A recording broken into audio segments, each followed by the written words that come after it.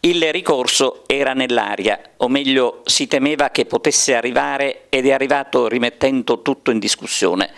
Parliamo del nuovo appalto dei rifiuti bloccato da un ricorso al TAR.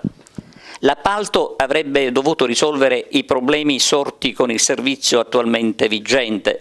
Dal comune di Agrigento, a proposito, sono uscite dichiarazioni di grande soddisfazione.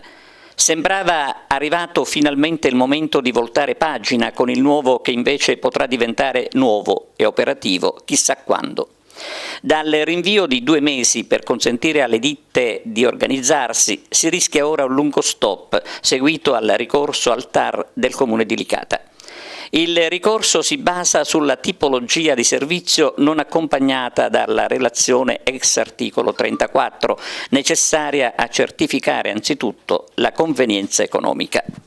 Grande la delusione al comune di Agrigento con l'amministrazione guidata dal sindaco Lillo Firetto, che dovrà incontrare i sindacati di categoria secondo i quali il nuovo appalto non assicura affatto un ottimo servizio.